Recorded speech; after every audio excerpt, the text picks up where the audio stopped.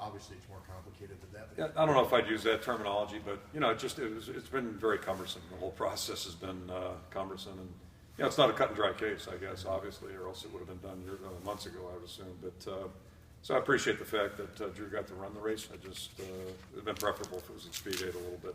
Did you feel like you were getting heard? It's really hard to answer that question because, and I don't mean this in a disrespectful way, but 17 years being a head coach, I really don't understand how things happen, how things come about a lot of times.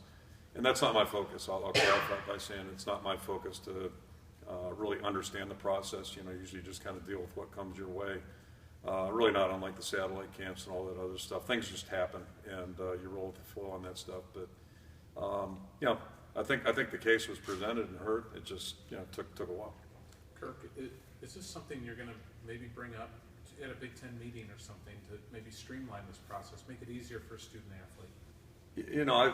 We went through one other appeal that comes to mind. It would have been 05, I believe, with Lee Gray. We thought he had grounds for a 6 year.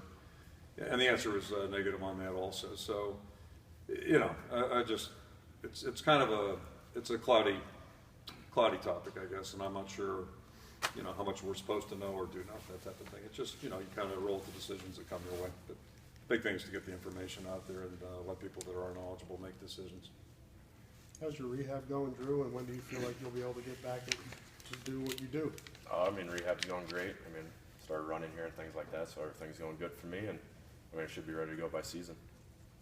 Drew, who called you and told you, and when did it happen? Coach Ferentz told me last night, so I talked to him about it. The NCAA call you, or is it a compliance person that calls you? How does that work? Actually, Gary found out prior to the event we were at, and then didn't think it was appropriate really to let Drew know until, and I didn't know until after I spoke with you, actually. We spoke last night, and I wasn't aware of it at that point. But so I found it during the program, and then shared with Drew when we got back to Iowa City.